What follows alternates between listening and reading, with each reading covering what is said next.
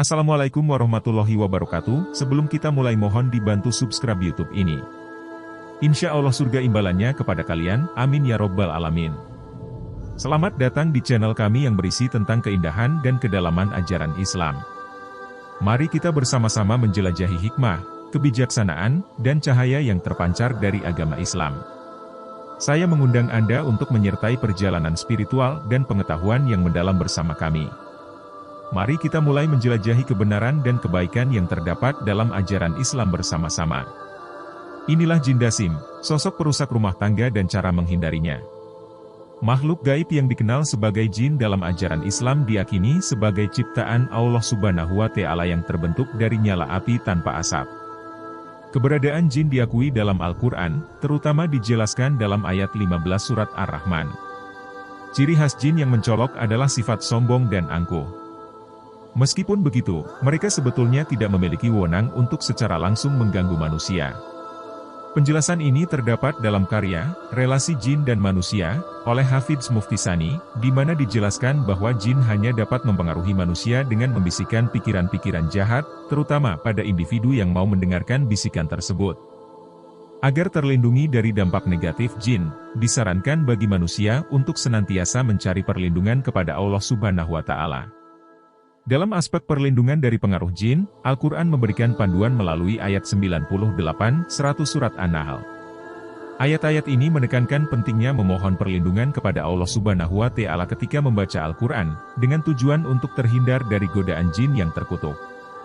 Al-Quran juga menegaskan bahwa jin tidak memiliki kekuasaan atas individu yang beriman dan tawakal kepada Allah Subhanahu wa Ta'ala.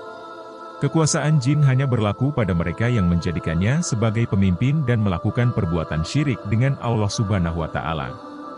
Oleh karena itu, perlindungan kepada Allah Subhanahu wa Ta'ala dan kekuatan iman menjadi kunci bagi manusia untuk melawan pengaruh buruk dari jin dan setan. 1. Mengenal Jin Dasim menurut Islam.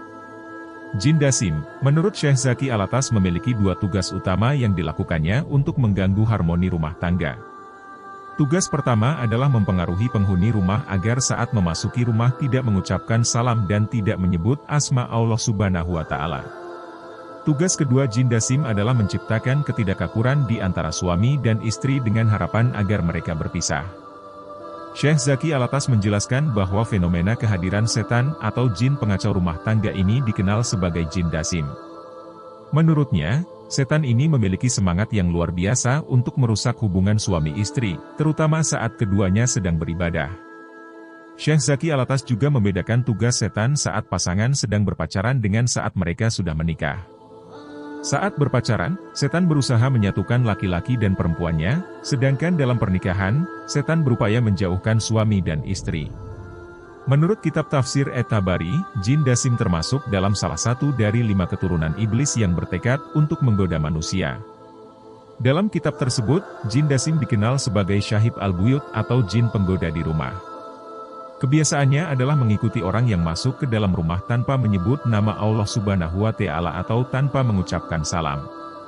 Hal ini memungkinkan jin ini untuk terlibat dalam berbagai aktivitas di dalam rumah, termasuk saat suami istri berhubungan intim. Oleh karena itu, Rasulullah mengajarkan doa khusus untuk menghalau Jin Dasim, selain menekankan pentingnya adab masuk rumah dengan menyebut salam dan berdoa sebagai langkah perlindungan dari pengaruh buruk setan tersebut. 2. Jin Dasim senang di dalam rumah yang jarang dilantunkan bacaan Al-Quran. Menurut Syekh Zaki Alatas, cenderung memilih rumah yang jarang dilantunkan bacaan Al-Quran sebagai tempat untuk merusak hubungan pasangan suami istri. Keberadaan Jin Dasim di rumah tersebut menjadi lebih memungkinkan karena minimnya usaha perlindungan melalui bacaan Al-Quran. Dengan sifat merusaknya, Jin Dasim bertujuan menciptakan kekacauan di dalam rumah tangga dan menghilangkan keharmonisan di dalamnya.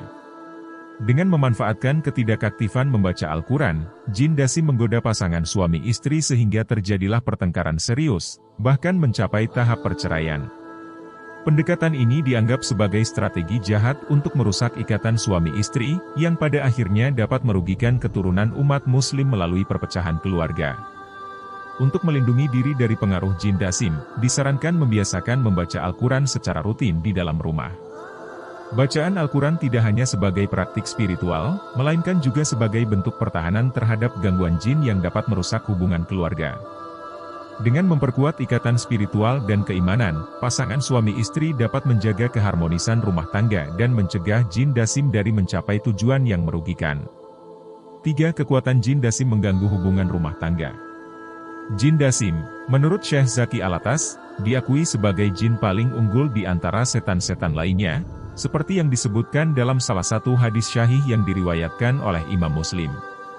Hadis tersebut memberikan citra bahwa iblis, pemimpin setan, memberikan penghormatan dan pujian khusus kepada jin dasim. Dalam narasi hadis, iblis menempatkan singgasananya di atas air, laut, dan mengirimkan bala tentaranya untuk menyebarkan fitnah di dunia. Kehebatan jin dasim terlihat dari keberhasilannya memisahkan individu dari pasangannya. Pujian yang diberikan oleh iblis kepada jin dasim menandakan bahwa kemampuannya dalam menciptakan perpecahan dalam hubungan suami istri menjadikannya setan yang paling perkasa dan berbahaya. 4. Jin dasim membuat pasangan suami istri saling membenci. Jin dasim, secara khusus berupaya menciptakan perasaan saling benci di antara pasangan suami istri. Melalui upaya dan bisikan jahatnya, jin dasim berusaha menggoda individu agar terpengaruh dan terbawa perasaan negatif. Apabila seseorang berhasil terjebak dalam godaan jin dasim, konflik dalam rumah tangga muncul, menggantikan keakraban yang pernah ada saat pacaran atau sebelum menikah. Meskipun pada awalnya, pasangan tersebut mungkin sangat akur dan memahami satu sama lain, pengaruh jin dasim mengubah dinamika hubungan mereka.